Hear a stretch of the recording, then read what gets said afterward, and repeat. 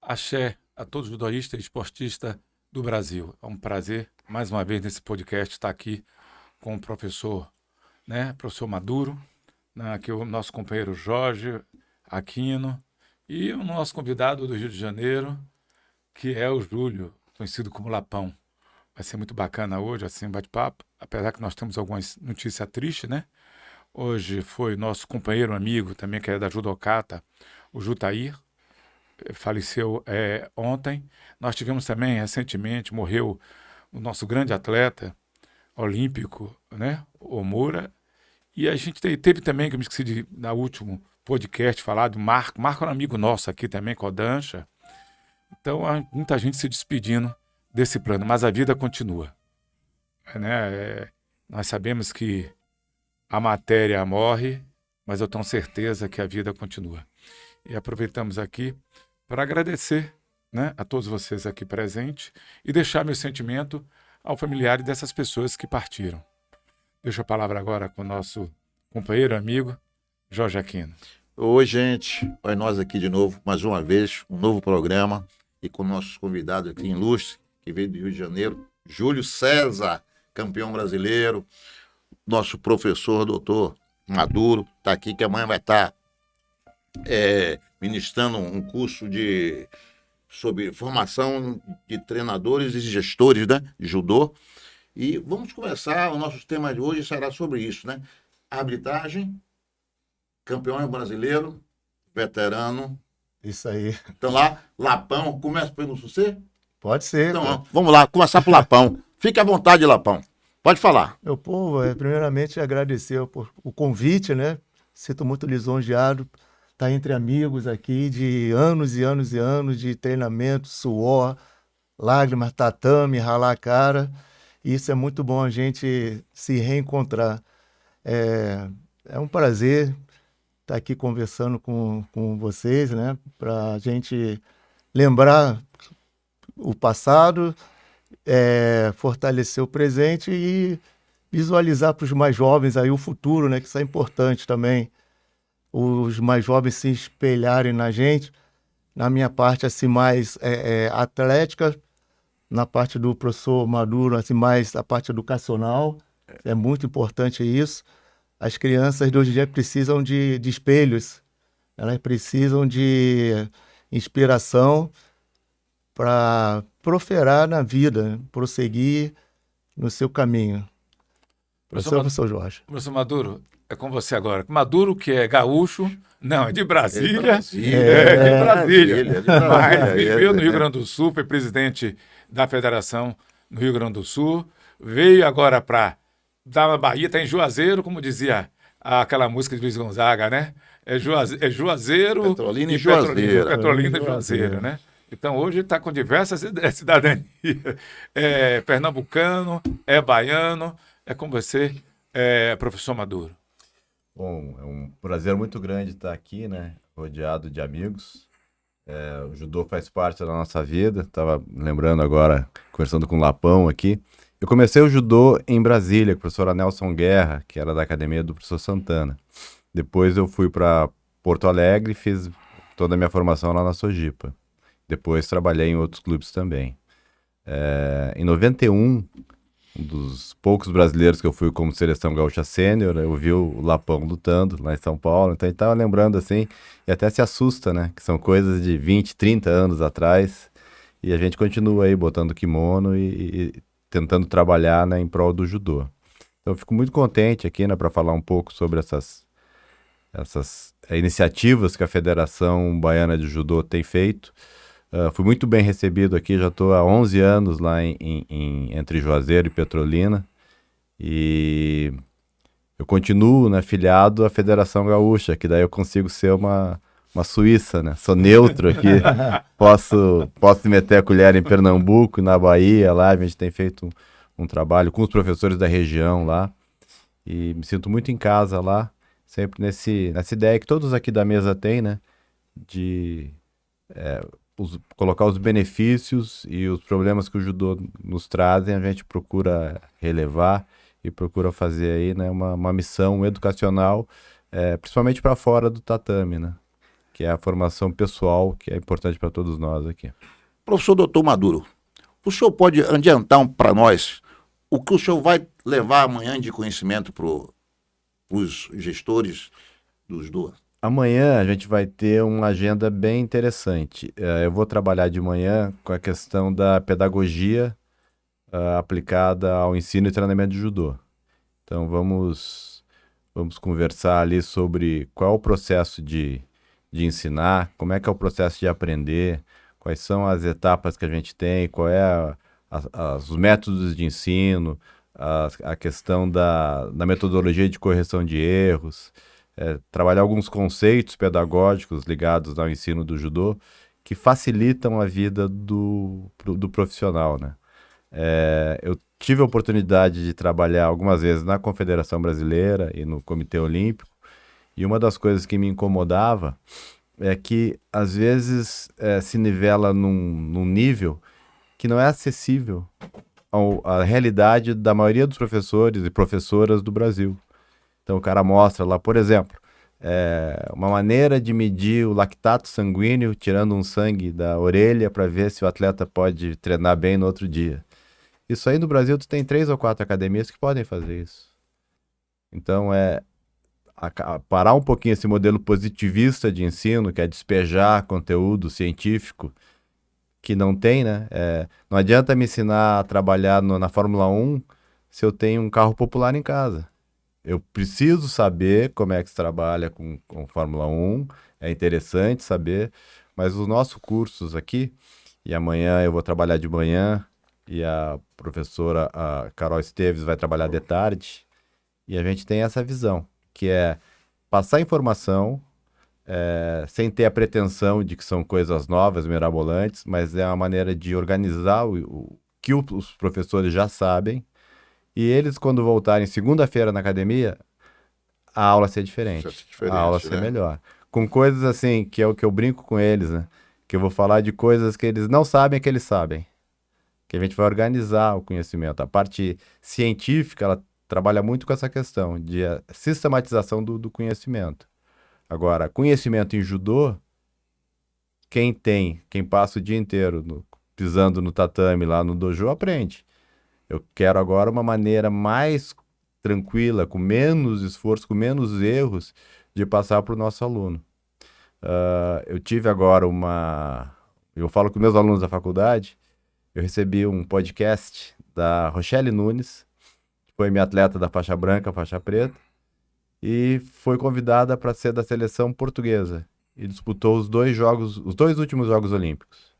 E eu estive com ela em Portugal agora, com a minha esposa lá, e ela casou com um professor, que eu fui padrinho de casamento deles, e ela tá lá, a cidadã portuguesa, rodando o mundo, ganhando dinheiro, numa sociedade que a gente vê cheia de preconceito, né? De racismo, de gordofobia, de misoginia. Então, uma mulher preta, gorda, mulher, né? E ela conseguiu vencer na vida, através do judô. Então a gente tem uma responsabilidade muito grande de ensinar bem. Porque se eu tivesse ensinado um mau judô para ela, com as melhores das intenções, se ela não tivesse ganho títulos, ela não seria convidada para nada. Então quando a gente vê alguém conseguir, né, mudar de vida, conseguiu fazer uma bolsa de estudo, conseguiu ser atleta do Exército, das Forças Armadas, é porque alguém ensinou corretamente. Então a gente tem uma obrigação de aprender o máximo possível para mudar a vida das pessoas, né? Não é ensinando errado que a gente vai mudar a vida. É ensinando certo para aquelas pessoas que têm a chance de, através do esporte, mudar a vida, né? Então, acho que a gente tem esse papel social da educação que é fundamental. Então, é o que move, e eu fico muito contente que a Federação Baiana tem esse espírito, né? De mudar a vida das pessoas através da boa formação. O professor Marcelo Ornelas tem trabalhado bastante, né, nesse modelo, nesse modal para o judô baiano.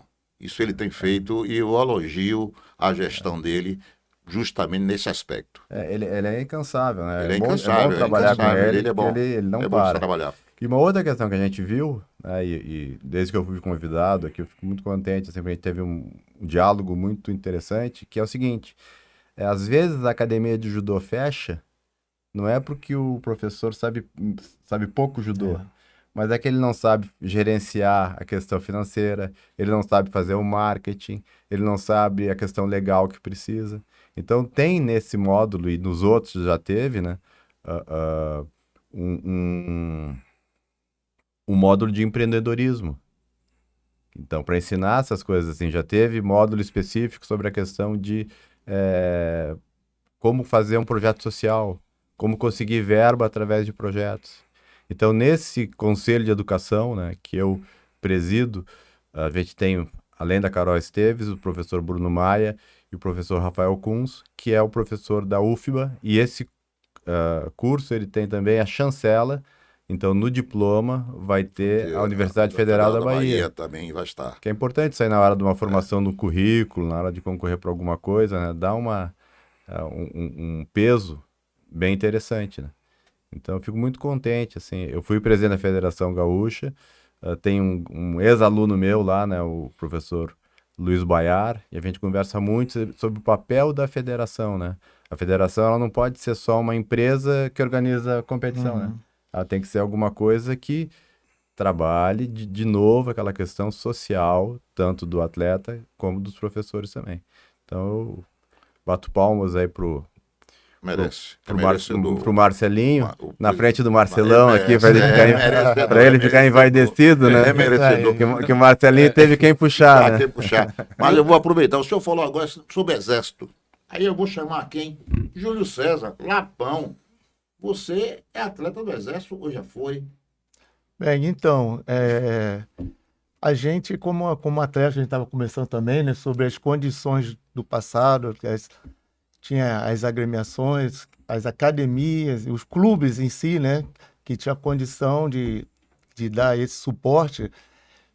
Mas, assim, eu comecei na Universidade Gama Filho, tive a sorte, o privilégio, grandes professores que foram grandes atletas, mas chegou um momento que a agremiação, a universidade resolveu extinguir com todos os esportes.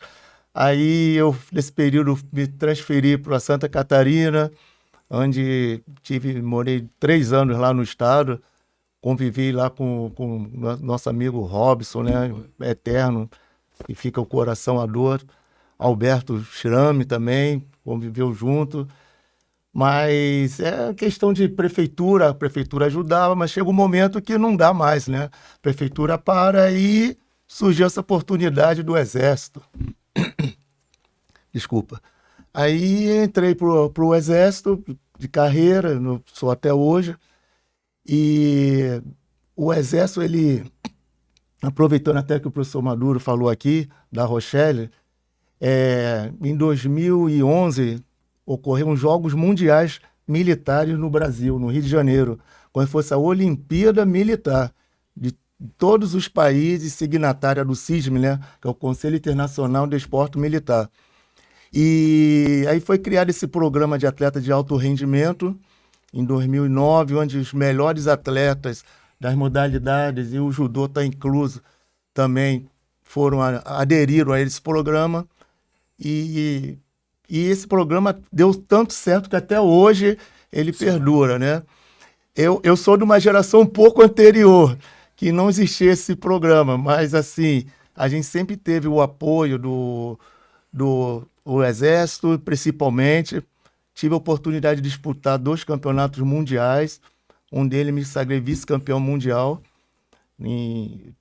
nas Forças Armadas, né?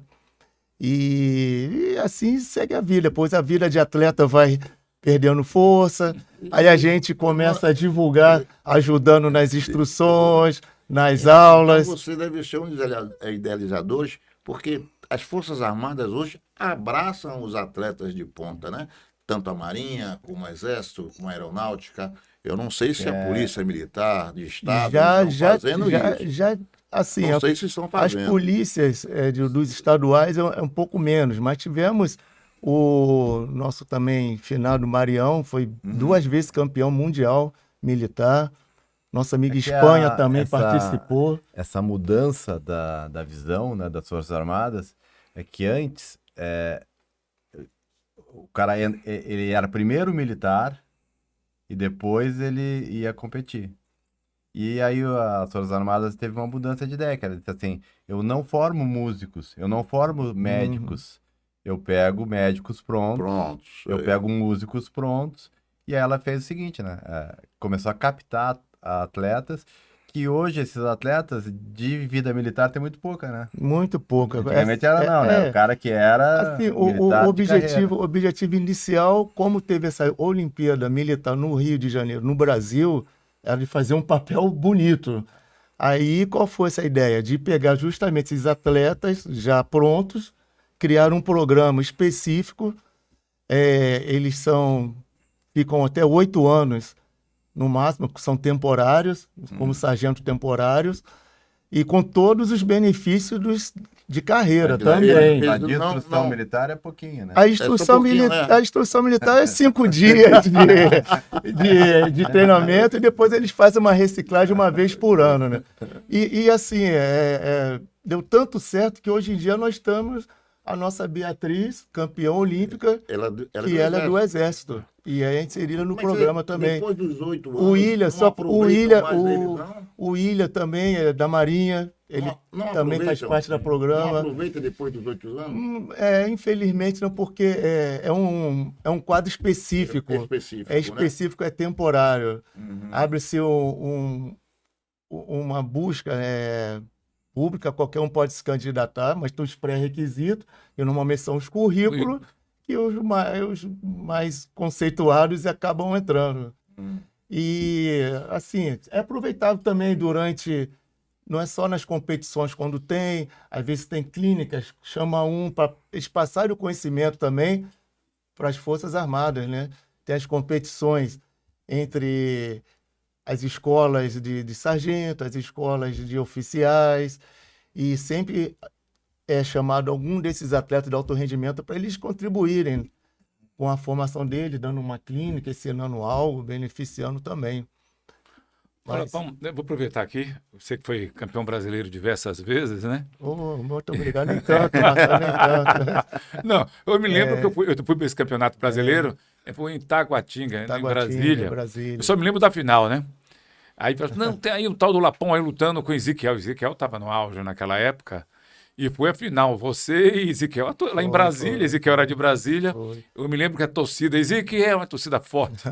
E no final, pô, esse Lapão derrubou Ezequiel e foi campeão brasileiro. Acompanhei tanto você como seu irmão. Eu me lembro também do brasileiro aqui na Bahia, né? Fui lá no clube no Esporte Clube Bahia. Esporte Clube Bahia. Vocês ficaram hospedados lá no Sesc, né? Na época. Eu costumo falar sempre, foi a melhor competição que eu participei na minha vida. Entendeu? Acolhida, né? De todos os sentidos, na hospedagem, né? O frigobar lá com patrocínio de refrigerante, o tempo todo municiado. Mas esse ponto que é interessante, porque essa geração toda andava de ônibus, dormia em colégio e quartel. Isso. E hoje em dia, todo mundo é de avião, em hotel, né? Como mudou, né? Para melhor, né? Para melhor. Porque o padrão, a gente saía do Rio Grande do Sul lá, de ônibus, para parar em hotel ou colégio. Quando tinha alguma coisa assim, né? Não é? Era top, né? Hoje em dia, os caras reclamam se não for hotel de 4 estrelas pra cima. Eu aproveito a oportunidade, professor Maduro, eu me lembro muito, assim, né? Eu sou suspeito de falar de Marcelo, porque é meu filho, vem da escola do pai. Mas, assim, eu questiono muito a ele a questão dos treinamentos, né? Filho, a questão do resultado. E ele fala, meu pai, as pessoas hoje têm o PAF, tem o Faz Atleta, tem recurso, tem tudo, mas não depende só de mim, né? Depende das academias. E você que é um estudioso está lá, você fez doutorado, né? Não foi só em treinamento, mas tem uma visão mais ampla de tudo isso. Eu não vou dizer só a Bahia, eu quero dizer, no caso, o Norte e o Nordeste, para chegar hoje, né, frente a frente com São Paulo, Rio de Janeiro, com o Sul, de modo geral, precisa o quê? O que é que falta? Eu vou contar uma historinha curta que ela sintetiza o que eu vi rodando o Brasil inteiro, né? Que eu tive a oportunidade como treinador, né? Fui 20 anos treinador de seleção gaúcha, então eu viajei bastante. E depois essas experiências aí em cursos, né? Coisas assim. 2005, Rio Grande do Sul não tinha nada de nível de coisa relevante. Era São Paulo e Rio, né? Bom, 2005, João Derli, ele já tinha sido campeão brasileiro em todas as classes, tinha sido campeão mundial júnior, tinha sido terceiro no Mundial Juvenil, campeão pan-americano. Ele tinha um salário de R$ 1.000 da Sojipa, que estava atrasado 7 meses. E no buffet de almoço dos funcionários, ele não podia pegar o segundo pedaço de carne. 2005, campeão mundial.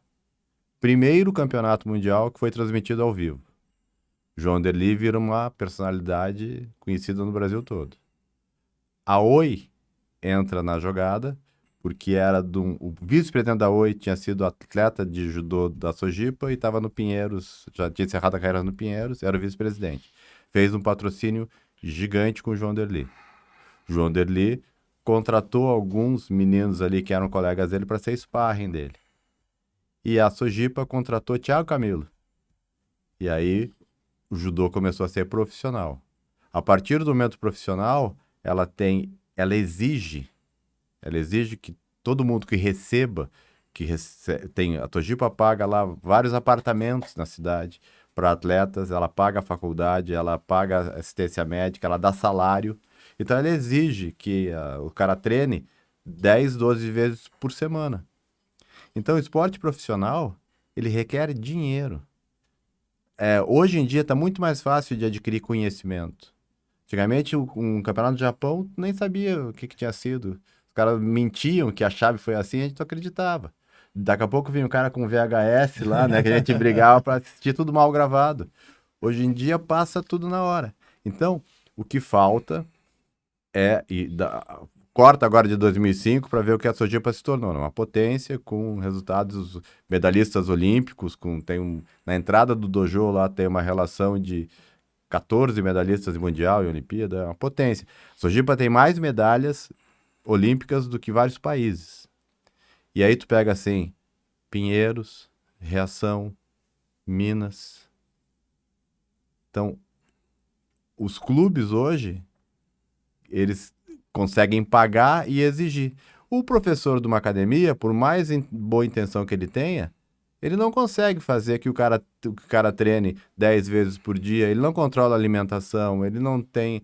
Então, não dá para competir amador com profissional. Mas, E o problema da Bahia e o problema de outros lugares eu quero colocar isso tudo bem, assim, que é um questionamento que a gente faz no dia a dia, que eu brigo muito em busca de resultado, não só na Bahia, mas a nível de Norte e Nordeste. Eu não digo a Bahia. É um amadorismo. Então, se temos, só para concluir, se temos recurso, né? Que temos o Faz Atleta, que é um projeto. Mas, vamos lá. Hoje tem lei de incentivo, mas aí eu quero perguntar, tem lei de incentivo hoje a nível nacional. Então, uma série de fatores que hoje colaboram para que o atleta chegue lá no Campeonato Brasileiro, a nível de Rio Grande do Sul. Não é direcionado. O que falta é um clube que venha patrocinar, dar esse apoio. O que falta? Esse papel. Aí eu lhe pergunto hoje, você é uma das pessoas mais credenciadas porque você está lá dentro de uma universidade fazendo um trabalho. Eu lhe pergunto, o que falta realmente? Esse compromisso, essa responsabilidade de treinamento, seria da federação? Seria do clube? Seria da confederação? A responsabilidade para que a gente tenha resultado hoje é de quem? Seria... voltando àquilo ali. O Kiko amigão meu. Kiko é amigão meu, a gente conversa bastante. Tem um grupo ali que fica um falando sacanagem do outro ali o tempo inteiro. Entre o pessoal das antigas do judô, como tem aqui na Bahia, faz parte disso aí, que é legal. A Sojipa tem um orçamento anual de quase 4 milhões de reais para o judô. Se vocês olharem agora aquela ganhou o Grand Prix, tinha lá Zafari, que é uma rede de supermercados gigante, e Banrisul. 4 milhões. Então, Não adianta aqui, ó, nós 4 aqui, vamos pegar mais do pessoal que tá no estúdio aqui, e vão dar 15 mil reais por mês pra ele treinar. Ele vai treinar com quem? A gente vai conseguir fazer um randuri forte com ele? Não. Então não adianta, a coisa do Faz Atleta é muito interessante, legal, a formação, a ideia é genial, só que não adianta eu ter condições e vocês não. Porque daí eu vou fazer musculação, eu vou correr, eu vou fazer, aí eu chego lá, no segundo minuto do randuri, o cara babou. E eu tenho que pegar em 10 kimonos. Esteve no Japão várias vezes, né? E os locais fortes que vocês veem de judô, o cara chega lá, bota, né, botava uma outra faixa aqui pro cara ser motodate ali ficar, e tem 30 caras para ele fazer randuri. Ele faz 10 randuris fortíssimos. E qual é a academia no Brasil que eu consigo fazer isso? E só pra... Eu tenho rodado ali. Eu não vejo, pra ver como tá isso, eu não vejo nas academias, em todas as que eu vou, 10 adultos treinando. 10 sêniors treinando. Eu não vejo mais, como a gente via antigamente, cara de 23, 24, 25 anos, faixa marrom, faixa preta, treinando. Eu não vejo mais. Eu vejo só criança e adolescente e pré-adolescente. Adulto treinando, eu não vejo. Vejo no Reação, no Pinheiros, na Sojipa, no Minas, porque eles recebem, eles são profissionais. Professor Maduro, assim, até aproveitando o seu conhecimento, pelo que eu estou entendendo, então, falta um investimento maior no Norte e Nordeste, é isso? Captação, mas olha só, de patrocínios. Isso, mas qual é a questão ali? Como é que se consegue isso? Isso, como é que eu vou conseguir 1 milhão? Né? Imagina nós aqui, ó. Pô, vamos montar uma equipe de Fórmula 1. Como? Com que condições? Com que dinheiro? Não adianta ser, o armazém vai me patrocinar, o meu amigo vai me dar a academia de graça. É dinheiro, é profissional. Tanto é que da equipe da Sojipa, que é vários medalhistas olímpicos, os caras vão para fora e conseguem resultado, né? Do Pinheiros, Então, essa estrutura de clube é que nos falta. Porque o clube tem condições de fazer isso. Um professor de academia, ele tem a conta para pagar, ele tem o colégio do filho, ele tem o plano de saúde, ele tem isso. Cada vez que ele vem para uma competição, ele tira dinheiro do bolso. Então, é competir profissional com amador. Não vai dar. Não vai dar. Professor, A solução seria, no caso, a busca de uma solução. A solução seria, no caso, buscar um clube. Para do clube ter um início de que o que é que vamos fazer? Vamos fazer um projeto para alto rendimento, com recurso, com apoio de algumas instituições, não só governamentais, mas também particulares, né? Só não que, é isso? Só que assim, isso é muito difícil. A melhor coisa, pegar os bons exemplos, Projeto Futuro. Projeto Futuro era ali no Ibirapuera, onde, né, o Floriano, o Atirogal, depois o Elton, o Fúvio, o Garcia, né, trabalharam lá. Era estatal, tinha uma seleção, juntavam as pessoas para lá, os atletas, os melhores que moravam lá, treinavam lá, e os que estavam interessados em treino forte iam para lá. Então a gente ia passar lá uma semana no projeto. O pessoal de São Paulo ia sempre lá. Me lembro. Vocês conhecem bem lá isso lá. Isso deu certo. Qual que é a grande questão nossa? Divisão. Não adianta ter 2 em Juazeiro, 3 em Jequié, 4 aqui. Eu tenho que pegar kimono duro. A hora que na tua academia tu tá batendo em todo mundo, aquele treino não te serve mais. Tu tem que apanhar. E para apanhar, tu tem que ter gente. Outro projetinho que deu certo, o do Davi Moura, lá em Cuiabá, que o Fabrício, né, que é de Juazeiro, foi para lá. Fabrício, quando eu cheguei lá, eu montei um projeto que era tipo Projeto Futuro, Projetinho Futuro, que era reunir o pessoal da Bahia e de Pernambuco. Nós tivemos 23 medalhas em campeonatos brasileiros, não em regional, não, em campeonatos brasileiros, 23 medalhas. E aí eu falei pro Gordo, Gordo, você num bom dia, você pode ser medalhista em campeonato sênior. Treinando aqui, não. Aqui não, porque aqui ninguém te aperta. Não tem ninguém aqui. Aí ele recebeu um convite para ir lá pro Davi Moura. Foi lá, o Davi Moura fez lá um núcleo de gordinhos. Ele bancou. Tem um menino lá, o Robson, Tá lá, O daqui Robson, também. né? Não, o Robson É, Robson, Robson, chama Robson. Robson. O Davi Moura, com o dinheiro dele, né, uma família rica e os contatos que ele teve, ele reuniu lá e tinha lá 5, 6 gordos, que davam um prejuízo na hora do café da manhã e do almoço, mas o cara fazia lá 5, 6, 7 randuris fortes, e aí o Fabrício foi pela Bahia, vice-campeão brasileiro sênior. Né? Então, e quantos na Bahia tem esse potencial? Mas o cara não faz 10 randuris fortes no dia. E no judô, isso assim, é a minha visão. O que faz o cara crescer é randuri forte. Não adianta fazer o ticomi, musculação, correr, barará, tem que sangrar a mão. Professor, veja bem, Esse é o problema. no do nosso programa nós discutimos aqui projeto social. Se falar em projeto social.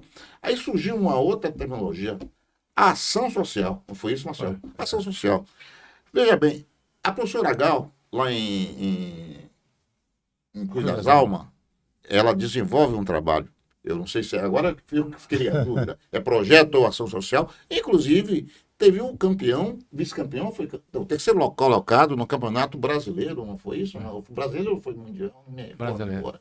Não, foi foi mundial, brasileiro, foi não, mundial estudantil agora. Estudantil. O senhor me dá essa diferença de projeto ou ação social? Ou o que que muda aí? O que que tem? O que que... É, uma outra historinha. Porque, e até que o senhor fala, Mas olha o só. projeto social é aquele que tem dinheiro, que projetou, porque nós conversamos, né? Que ele dá a estrutura, ele dá o médico, dá a alimentação, e a ação social são esses clubes que tem, que é um professor que pega do bairro e faz e traz o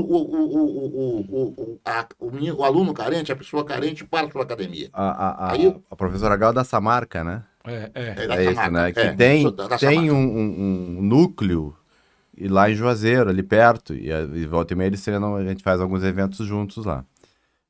O projeto social é um degrau. Uma historinha curta também interessante. O professor Douglas Potrick, ele é treinador da Seleção Brasileira Sub-21. E ele foi treinador da seleção anterior ali, né? Que seria antigamente o juvenil. Agora mudou, né? Era juvenil, ele era da juvenil. Ele acompanhou uma menina lá de Juazeiro, que treinou lá no nosso projeto, e essa menina foi campeã pan-americana, sub-13. E aí, quando eu estive lá com ele, a gente pegou uma foto de 5 anos atrás. Porque nesses campeonatos sub-13, sub-15, junta todo mundo e tem sul-americano e pan-americano juntos. Justamente. Então viaja uma delegação muito grande, há muito tempo isso, né? Ele pegou uma foto lá de 5, 6 anos atrás, e assim, todos os brasileirinhos com medalha, né? Todo mundo ganha medalha lá, todo mundo... O judô brasileiro é muito forte. O judô brasileiro é muito forte. Aí ele começou a mostrar assim, ó. Quem daqui chegou numa seleção júnior? Aí daquele mundo de crianças, 2. Quem chegou na seleção sênior? Ninguém. Então o projeto social é uma etapa maravilhosa para captação de atletas para ir para o local grande. Qual que é o nosso problema? Qual é o local hoje para ter carreira no judô? Qual é o local que você vai ser profissional do judô? Sojipa, Minas, Reatão. E aí chega o menino com 15, 16 anos, pô, a não ser que ele não tenha outra condição, o pai e mãe não vai deixar o cara com 15, 16 anos ir pro Rio, ir pra... Então o que a gente tem? A gente tem um exército de potenciais atletas que a gente joga no abismo. Ou vão fazer jiu-jitsu. Mas, professor, agora mesmo, né? Eu estava falando com o Michael, né? Ele tinha um projeto no Vitória que acabou, que era um projeto de treinamento mesmo, preparar os atletas para alto rendimento. E diversos atletas dele, quando acabou o projeto, foi embora. Alguns para estar lá na Sojipa, também, né, que é muito forte. Foi lá do Centro Pan-Americano de Judô, foi para a Sojipa. Outro foi para Minas. Acabou saindo todo mundo fora. O menino foi até campeão agora, recentemente. Formado aqui. Formado aqui. Começou aqui. Então, eu vejo assim, mas não é da agora. Isso já é de longos anos que a Bahia, recentemente, o Robson, né? que faleceu, a gente foi atleta da Bahia, né? Da Boca do Rio, né? Isso aí, Amigo de sim. vocês aqui foi para Santa Catarina, Catarina. e daí depois para Sergipe, assim por diante. Mas não só Robson, muitos outros foram Sim, embora. mas aqui, ó, nosso amigo aqui. Nosso amigo é um exemplo Do Rio de claro, né? Janeiro e fui para... Como mudaria a realidade baiana se ele, irmão dele, pudessem ter ficado aqui? É. Como era no Rio Grande do Sul, até lá agora tem um outro clube que também tá tentando se profissionalizar. Então, o nosso problema dá uma outra olhada como a gente está trabalhando errado. E quando eu falo nós, assim, é de maneira geral. O menino de Juazeiro, 500 quilômetros para Salvador, de 12, 13 anos. Ah, eu quero ir pro Brasileiro. Aí ele vai ter que pagar uma viagem até Salvador para participar da seletiva. Depois ele vai ter que pagar uma viagem para o regional. Depois ele vai ter que pagar uma viagem para um brasileiro para ganhar uma medalha, que não vai abrir porta nenhuma para ele. E o pai dele, a mãe dele, tá com 3 despesas no cartão de crédito. O Lapão estava dizendo que a filha dele começou agora. E se for boa como pai, vai apertar o bolso. Justamente. Vai apertar o bolso. Aperta. Que vai pro... Então, qual o problema que a gente tem? Um modelo que tá ultrapassado. O menino do jiu-jitsu, primeiro que eles podem começar mais tarde, com 15, 16, 17 anos, o cara consegue ter carreira no jiu-jitsu, no judô não consegue. E ele pode ir daqui a 6 meses para um mundial. Mas, E a gente não, a gente faz uma coisa idiota e burra, que é limitadora. Hoje em dia a gente tem muito mais atleta de jiu-jitsu ganhando dinheiro e tem muito mais professores de jiu-jitsu ganhando dinheiro que professor de judô. Então a gente tá fazendo um modelo que é de uma estupidez, porque a gente tá perdendo atleta, perdendo dinheiro, perdendo espaço. O jiu-jitsu copiou coisas nossas. As competições de jiu-jitsu eram uma bagunça. Era o cara de bermuda com celular aqui, brigando com a torcida. O cara arbitrando luta, assim, eu via isso. Hoje em dia os caras fazem uma coisa super organizada. E a gente tá achando que o judô é eterno. E daqui a pouco os caras vão entrar. Porque eles vão copiar as coisas boas nossas, de organização. Nós aqui, né, de judogi. Passa uma coisa muito legal. E eles vão copiar e a gente tá perdendo. Hoje em dia não tem mais adulto treinando. Não tem mais adulto treinando nas academias. É raro de ver. A gente não consegue fazer iniciação de adultos. A gente tem cada vez menos as pessoas querendo ir para a competição, porque ela não tem dinheiro. Mas, professor, nós falamos há poucos instantes sobre a questão das dificuldades que nós tínhamos alguns anos atrás. Eu me lembro quando eu comecei a judô, eu morava num subúrbio. Pegava o trem, que levava 45 minutos a 1 hora, saltava na calçada, ia andando mais ou menos dava uns 8 quilômetros até o SESI para treinar. Tinha toda uma dificuldade, a gente ficava em alojamento. Jogos estudantil, ficava nas escolas, campeonato brasileiro em alojamento, não tinha, era difícil a situação. E a gente resistia a tudo isso. E tinha lá, fazia aquilo com amor, com determinação. Não tinha, como você falou, não tinha acesso à informação sobre treinamento. Né? A gente vai aprender judô, como viu um professor japonês aqui, que tinha o mega conhecimento que trouxe o Japão. Então, se hoje, aí é a pergunta-chave, se hoje tem um PAF, que banca as passagens de um percentual dos alunos, tem projetos, né, que banca alguns alunos, né? Nós temos o judô, é um dos mais beneficiados do Faz Atleta, eu não posso negar, do Faz Atleta tem sido fundamental para alguns atletas. Agora, o que está faltando? A pergunta, como podemos transformar isso? Como podemos buscar, chegar para o governo e dizer, eu fiz parte do projeto Faz Atleta, né? Que é um projeto de incentivo fiscal. Olha, isso aqui vai funcionar, isso não vai funcionar. Nós queremos que a coisa funcione. Como? A gente teve um centro pan-americano do judô aqui, que é uma coisa fora do comum, um dos melhores do mundo. Então, nós tínhamos um alojamento que era um hotel de 3 estrelas. Então, o que precisou impulsionar? Né? O que precisa impulsionar? Então, a gente vai desistir no meio do caminho e dizer, olha, vamos desistir porque o judô no Nordeste não vai dar certo. Né? Independente de a gente ter aqui profissionais de base, profissionais que tenham uma mega estrutura que pode transformar, tem pessoas que têm realmente capacidade de treinar a equipe, e a gente não teve. Teve quantos professores teve aqui na Bahia? E teve resultado. Eu me lembro de como tinha a Brahma aqui, treinava toda a equipe junto lá, nós tivemos resultado.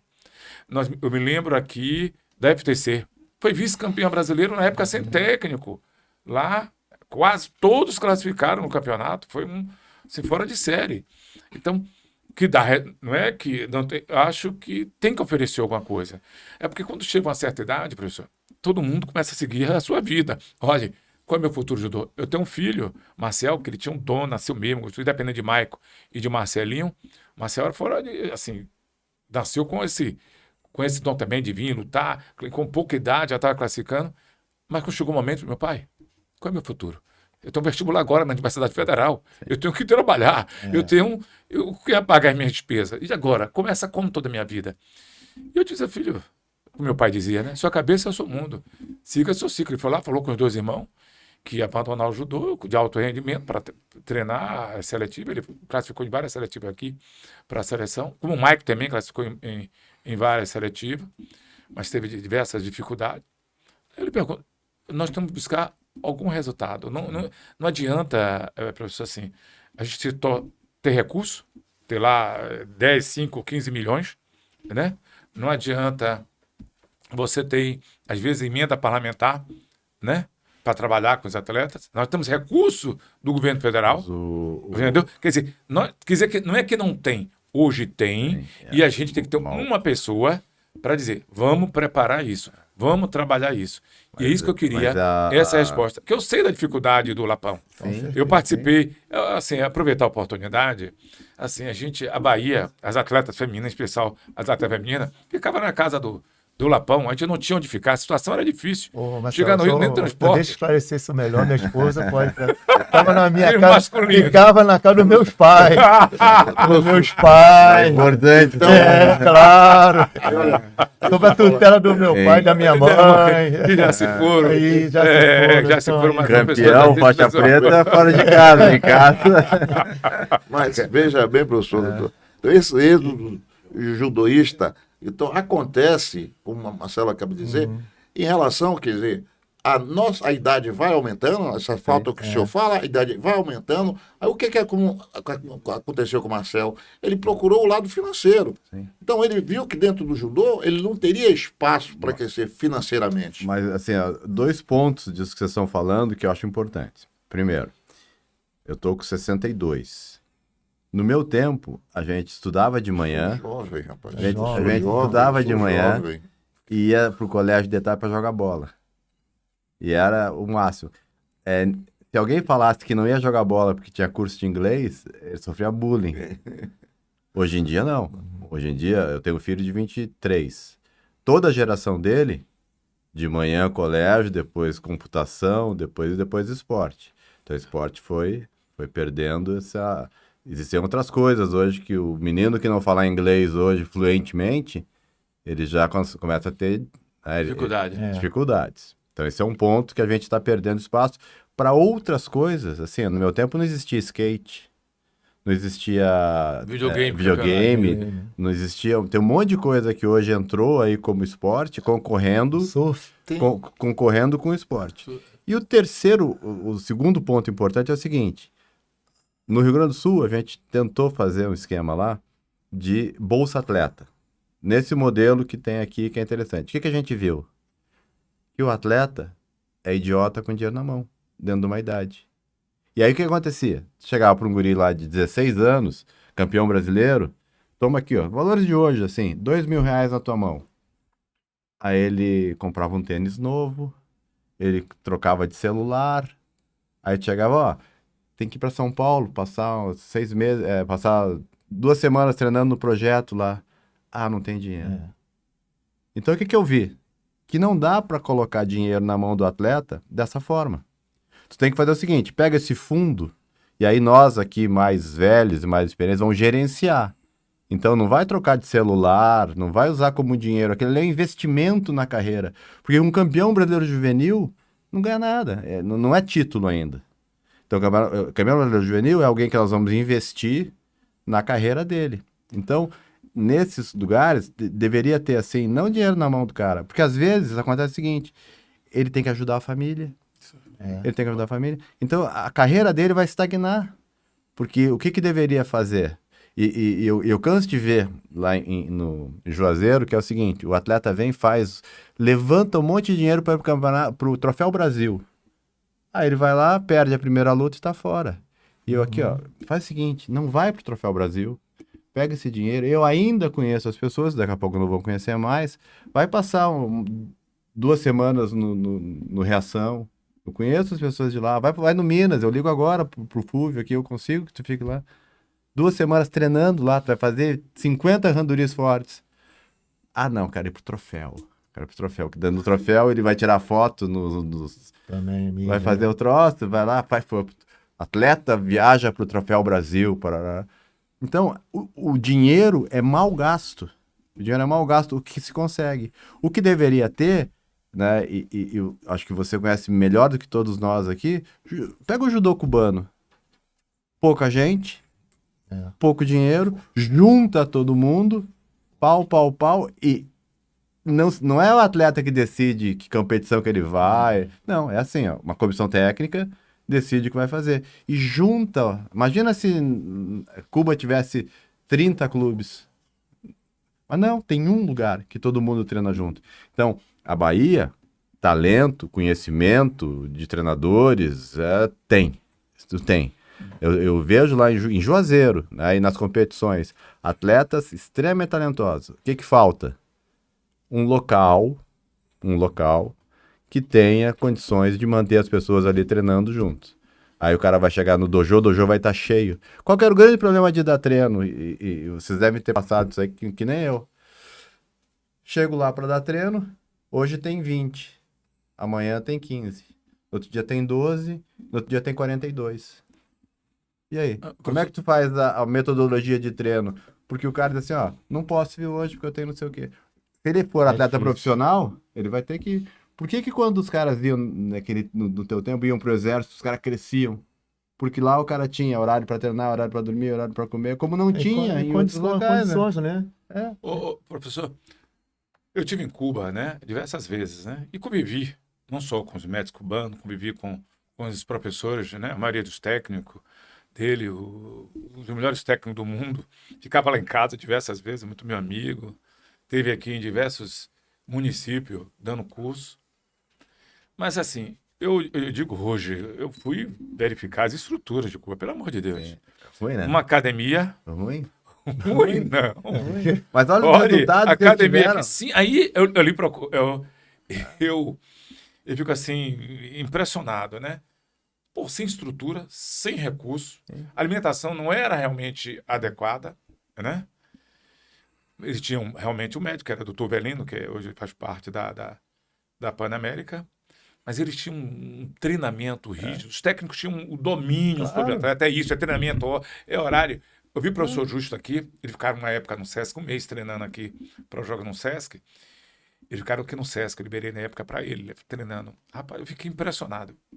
O atleta começou a sentir ele, olha, você vai embora agora. Eu ligo para lá, mando sua passagem, você vai embora para cá. Não tem esse negócio, não. Era treinamento, era duro, existia um respeito, existia uma hierarquia. E eu vi que gente, academia de musculação, pelo amor de Deus, não tem, então, existe. não tem mistério. Não, isso não é. E não se precisa coisa mirabolante. Não, precisa, não. como teve um Projeto Futuro, como tem o judô cubano, como tem no Kosovo. Não, vendia. Pega os melhores, junta e dá treino. Não tem mistério mais. Não, Ventia, professor Ventia, considerado um dos melhores técnicos do mundo, que teve mais medalha olímpica do que quase toda a Panamérica no judô de campeã, no judô. Eu fiquei impressionado. A simplicidade, eu visitei a casa dele diversas vezes, né? Ele esteve em casa diversas vezes. A gente conversava bastante. Eu não via, assim, a professor Ventia tinha uma mágica. A mágica dele era a determinação, treinamento, positivo. Ele acreditava em todo momento, né?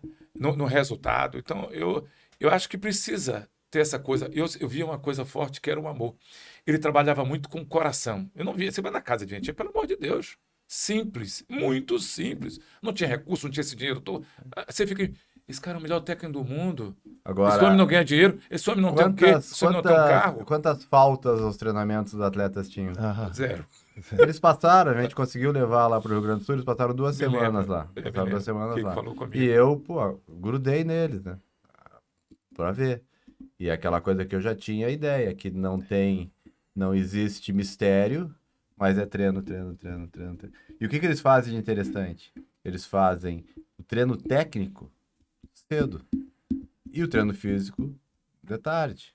Uhum. Por quê? Porque se eu faço como a gente consegue, quando consegue aqui, né, treino físico de manhã e treino técnico de noite, eu tô estressado já na parte técnica, que eu tenho que fazer um movimento refinado, porque eu morri de manhã. Então eles fazem de kimono cedo, aí depois de tarde era a hora do pau. Porque daí o cara podia morrer e ia dormir, né? Mas era a equipe toda, a equipe profissional. Então, a gente precisa ter um local na Bahia, e um dos problemas da Bahia é que a Bahia é muito grande, né? Muito grande, de reunir os melhores, reunir quem está interessado, e a partir daí não há mistério. E não é falta de conhecimento.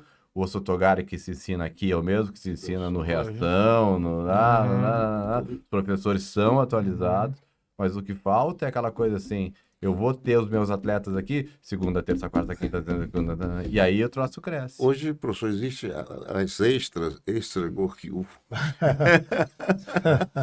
Coisa que a gente não sabe mais o nome, né? A gente não sabe Eu mais fico o vendo, nome, né? isso aí não tem nome. Mas agora o senhor fala, né? Do horário, do compromisso. Agora eu vou para o outro lado aqui. Como árbitro, você me vai falar agora só como árbitro, que agora você é árbitro, não é mais Tô. atleta. Eu E sofri perdeu. eu Você tá sofri muito, perdendo, sabe sofri por quê? muito na Porque Olimpíada. Eu tô atleta até hoje. Aham. Eu peso pesado aqui, tá faltando alguém para comigo. Você é Ô, pesado igual a velho, mim. eu tô no meio Viu? pesado, tô chegando lá. Ó, Eu ó, quero só em arbitragem. Eu quero como, você pra como, arbitragem agora. como árbitro, eu sofri muito nessa Olimpíada e assim, dos dois lados. Como conhecimento da regra e como amante do judô, principalmente do judô mais antigo, que a gente gosta de ver, de pegar, projetar, né? O que os amigos, eles questionavam muito, né? De estão acabando com o judô. Eu ouvi isso o tempo todo e aí tentava explicar, uns aceitavam, outros não. Mas assim, como tudo na vida evolui, né? O judô evoluiu muito, né? Nos tempos para cá, que os técnicos começaram a trabalhar em cima da regra e em cima da regra, a regra teve que se readaptar para questões de atletas que estavam se beneficiando de coisas pequenas. Exemplo claro, catada de perna, né? Antigamente sempre houve os golpes no gol Kyu, né? Morotegari, Kibisugaeshi, etc e tal. Aí começaram o pessoal do leste europeu, principalmente, e aí eu posso até incluir nosso bicampeão mundial, João Derli, Especialista. com o vice-campeão mundial, Aracíbia, de Cuba, que dois especialistas de pegada de perna, que numa luta no Mundial, Sim, a primeira dele em 2005, né? sim. Em 2005 eu estava lá. O japonês Foi nem viu Foi no Egito. da onde que veio o golpe que ele levou. E passando disso, o pessoal do leste europeu, com aquelas lutas específicas dele, né? Dos russos, O samba. do sambo, dos georgianos também tem as lutas deles ali, começaram a prevalecer em cima do judô Mais técnico, ocidental, japonês, asiático. E a regra teve que se adaptar. Aí primeiro se proibiu teve uma advertência, não deu certo. Mas Aí, já se fala uma punição para o próximo ano a mudança de regra, né? Isso, Já então. se fala numa mudança de regra para o ano. Primeiro a advertência, depois uma punição mais severa e a última questão, proibição total. E aí, com o que se viu? Deu certo? Foi bom para o judô? Plasticamente falando, para o entendimento dos telespectadores, o judô está muito difícil, está muito complicado, são punições muito severas, rápidas. E em questão dessa Olimpíada passada agora de Paris, que já teve uma reunião de todos os presidentes de federações mundiais, né? Vamos ter mudanças na regra para Eu sei partir falar. para o Eu ano sei que falar. vem. Esse ano, no final do ano, a FIDE já vai Deve propor um se reunir. seminário internacional, aonde não sei o que, mas a ideia é diminuir a quantidade de punições, proporcionar que os atletas possam atuar mais no judô positivo e permitir alguns golpes que ataquem abaixo da linha de cintura. Vamos ver até onde isso vai dar certo, porque os técnicos vão trabalhar em cima dessa nova regra também. Mas é a tentativa, né? Nós estamos hoje com uma fonte inesgotável de conhecimento. Aproveitar aqui, gente, senão não vai ter o próximo vai ter programa. justamente, eu vou falar Não, agora. coisa nenhuma. Você tá ali, se esquece. A Vou Salvador falar, Esporte, Salvador você vai botar no Esporte seu bolso. Fitness, Jânio Não Ferraz, nosso amigo Ah. Jânio Ferraz, Josias Barro, que então vamos está conversar. nos ajudando. Que Não, a Salvador Esporte Sport Fitness aqui. também. Oh, tá faltando e o Não, Tony pô, Biquita, como ainda você tem quiser. Tony Biquita, Como você- justamente. como a gente som quiser é som, com Tony já Biquita. Tony É o Biquita. som- Mas, Tony Biquita. é som- Som é com Tony Biquita. Não é só não, ele É faz tudo. transporte, né? Quer fazer um evento, chame Chama ele, que é Tony que resolve tudo, independente de ser meu amigo. É um grande profissional. Mas eu falo um pouco de Josias. Josias, eu faço hidroginástica aqui na Salvador Sport Fitness. Eu já convidei meu amigo há muito tempo. Eu estou dizendo, ele cuida da saúde. O pessoal do veterano teve aqui, está dizendo, o pessoal vai chegando a uma certa idade no judô, e aí só quer sua cervejinha, vida boa, já acabou. Chegou a idoso agora. Então eu faço minha natação. Eu faço a minha hidro toda segunda, quarta e sexta com ele ali. Muito bom. Semana eu estou cansado, e tanto faz efeito aí, mais do que musculação. Perfeito, né? E fora aí, que eu falei de Josias, né? Ele tem também aula para criança lá, para bebê. Então, essa é uma coisa assim maravilhosa. Ele acreditou no trabalho, é um parceiro nosso da Salvador Sport Fitness. Então, são essas pessoas que estão acreditando, já que acreditando no nosso podcast, né? Jânio Ferraz acredita na nossa, Eu sei no disso, nosso gente, potencial. nosso amigo. Jânio Ferraz. E tem também o que eu falei, nosso Tony, ele vai estar aqui também, que Tony foi atleta, também foi campeão baiano, foi, né? no grande peso pesado. E Jânio é Também, árbitro, né? é. Jânio é Também, árbitro. Jânio também. já tá arbitrando. Pô, Jânio. já tem um peso pesado Jânio- para desafiá-lo, pô. Aí, Ó, você não falou da GM aqui de Justo, Acho da Pro... Gil, ó, pô, a próxima vai ter Gilson, evento aqui, toda não. vez eu esqueço Não da vai ter GM. mais. Mas não vou Ué. esquecer, não.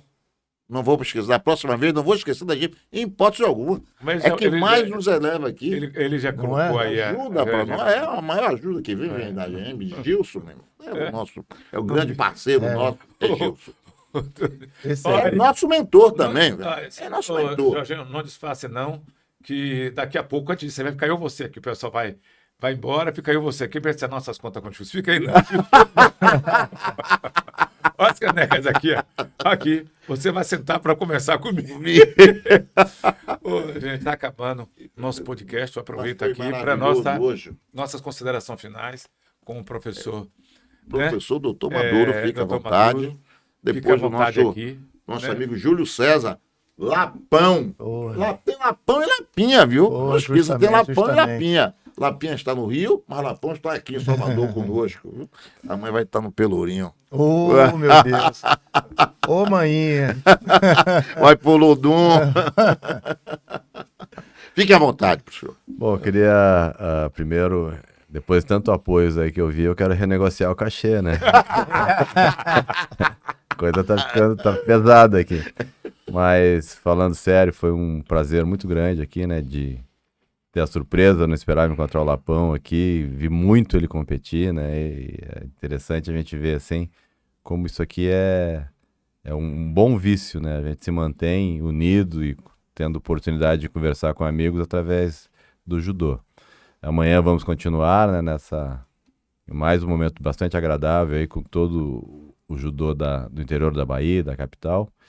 E deixar aqui um ponto que eu tenho levado, né, onde eu posso falar, é que a gente tem que manter as tradições do judô, mas o judô tem que se adaptar. Eu tive a oportunidade de falar no final do ano, né, que a gente teve um encontro da federação, que tinha um amigo meu que tinha 3 locadoras de VHS. Tava feliz da vida lá, dizendo que a vida financeira dele estava feita. E acabou, né? Tinha outro que tinha linhas de telefone. Ele comprava por 4, 5 mil reais e alugava. Tinha um monte de linha telefônica. Hoje em dia não vale nada. Então, se a gente achar que o judô, esse espaço que tem na sociedade, ele vai se manter assim, acho que estamos enganados. Acho que a gente tem que adaptar certas coisas que são adaptáveis e manter certas coisas que são muito interessantes da tradição e o que nos faz estar aqui, né, de judogi, conversando, e esse papel fundamental nessa ferramenta maravilhosa de formação pessoal que é o judô, quando bem orientado. Então eu fiquei bastante feliz aqui hoje de encontrar, né, pessoas que propagam a nossa mesma fé que a gente tem, né? E toda vez que eu puder assistir, né, já tenho um ouvinte aqui atento, e quando eu puder participar aqui, vou ficar sempre esperando o convite. Obrigado a todos aí pela participação aqui que me deixaram fazer. Pô, assim, um prazer estar sempre aqui na Bahia, prazer sempre estar aqui em Salvador. Marcelo, irmão de anos, muitos anos e anos atrás. Revi o professor Maduro aqui também, professor Jorjão. É sempre muito bom pra gente. Sempre que puder também, estiver aqui, gostei do convite, estaremos mais vezes, certo? Do convite do Pelourinho também, é o meu cachê, estou sendo seduzido, você está entendendo? A sedução do cachê é o Pelourinho, esse é muito bom, olha só. E o judô, que nem a gente costuma falar também muito, é um vício, uma cachaça, né? O pessoal gosta de jogar um futebol, outros gostam de jogar um carteado, outros gostam de treinar, outros de conversar de judô, sobre judô. E concordo, professor Maduro, a gente tem que, conforme a regra, que estão sempre tentando entrar nas brechas para se beneficiar, o judô precisa mesmo, porque... Mas nós temos uma coisa boa, que é a nossa essência, que não muda, é única desde da criação do Jigoro Kano até hoje, que é difícil eu não consigo ver uma outra modalidade esportiva que tenha isso. Mas também não podemos ficar só em cima justamente do tradicionalismo. Temos que ter inspirações, novas criações. Como já tiver outra oportunidade, um judô na praia, judô no shopping, para divulgação. Assim, uma coisa que o professor Maduro falou ali, até do João Derli, né, que ele teve essa carreira dele, desde juvenil, e quando ele foi campeão mundial, ele teve o quê? Visibilidade. Eu lembrei da Sara Menezes lá em Piauí, no norte do país, né? Não tem essa divulgação toda.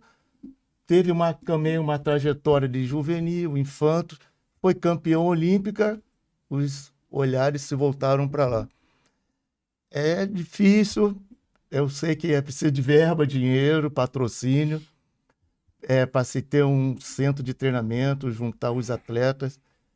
Uma coisa também, a geração de hoje em dia não é a nossa geração, isso é muito complicado de levar a pau e ferro, igual no caso dos cubanos, mas, assim, é diferente. E como tudo é mutável, o judô também tem que ser adaptável para a reação. Mas a gente torce, ideias são sempre bem-vindas, ainda mais baseado em aspectos científicos, isso é muito importante, a profissionalização muito importante, para a gente ver novos campeões aí e eles seguirem os nossos exemplos, trabalharmos numa mão de via só. Tá bom? Muito obrigado a todos, é um prazer imenso. Vai ter uma extra. Vai ter, né? Tem a Resistência Negra, que é o Ilhaê, que está fazendo 50... Olha, não tô levando nada, não. Né? 50 anos de Ilê, uma resistência, né, de matriz africana, que vai fazer parte do nosso tour. Viu? Vamos passar lá na senzala do Barro Preto, você vai conhecer também. Meu Deus do céu. Pra trabalhar Agora, patrocinador, rapaz, é que vai dizer o que nós iremos fazer. Quero agradecer a Universidade Federal da Bahia, né? A Federação Baiana de Judô pelo evento que vai promover amanhã, o professor Maduro que vai estar aqui, ministrando com a Eu professora quero saber desse Carol. programa aí. Também, Do né? professor Maduro. Disponibilizou o professor Maduro para estar aqui Que conosco. curso que nada. Tenho que agradecer ao nosso professor, ao presidente Marcelo Nelo. Eu vou pedir Muito grato.